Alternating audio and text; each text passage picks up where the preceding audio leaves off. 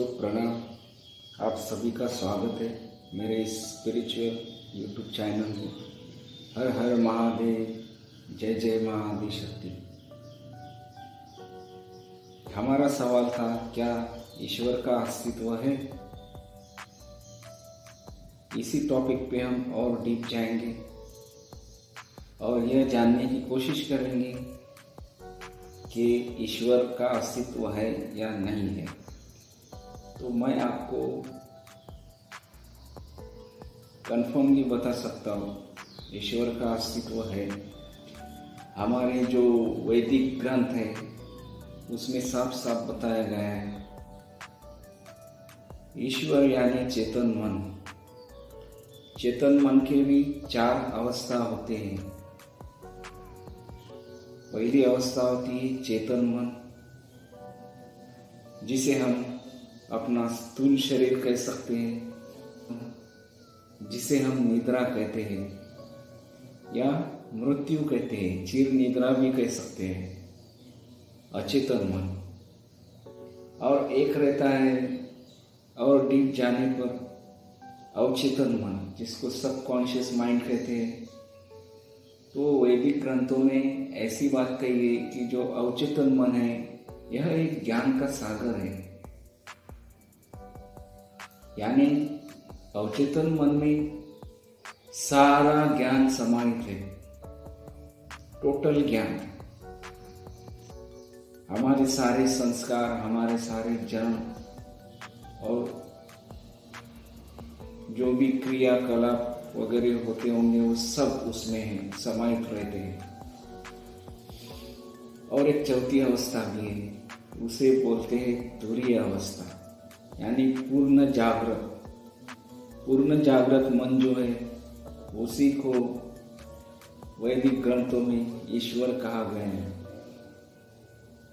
आपने समाधि तो सुना ही होगा।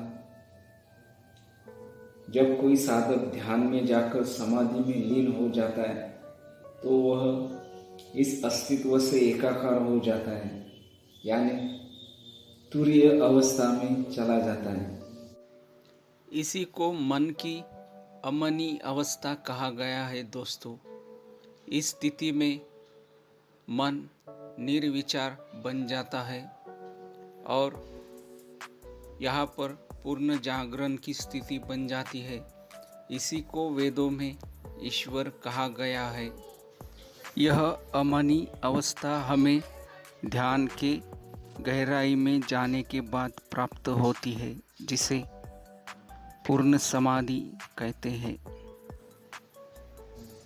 पूर्ण जागरण की अवस्था में चला जाता है और वहां जाकर वह साधक का एग्जिस्टेंस नहीं रह जाता। वहां तो सिर्फ ईश्वर है, एक ईश्वर का ही एग्जिस्टेंस है।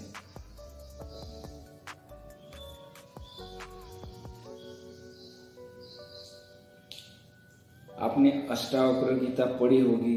मैं आपको सजेस्ट करूंगा कि आप एक बार पढ़ें, क्योंकि उसमें बड़े ऑथेंटिक वे से बताया गया है कि ईश्वर क्या है और प्रकृति क्या है।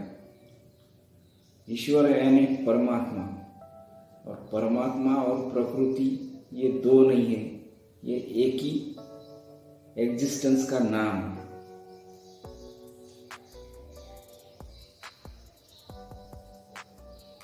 परमात्मा से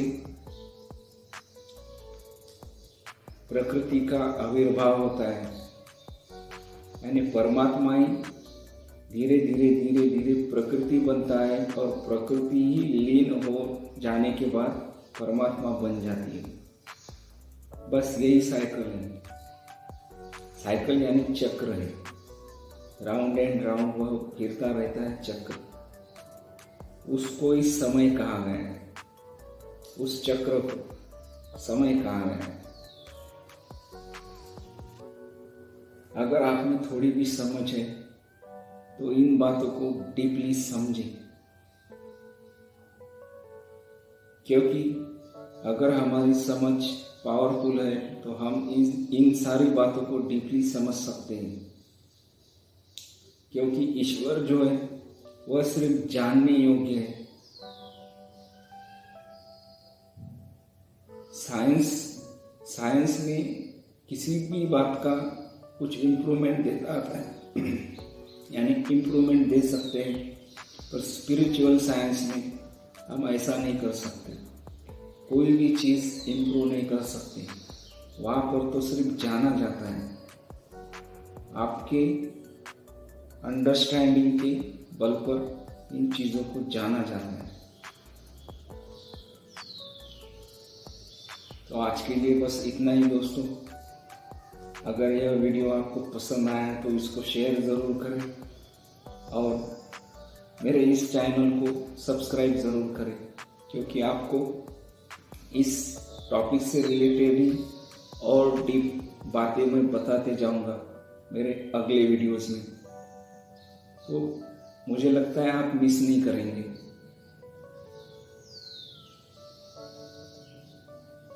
और अगर आपके कुछ सवाल होंगे तो मुझे कमेंट में ज़रूर पोस्ट करें, मैं आपके सारे सवालों का जवाब दूंगा।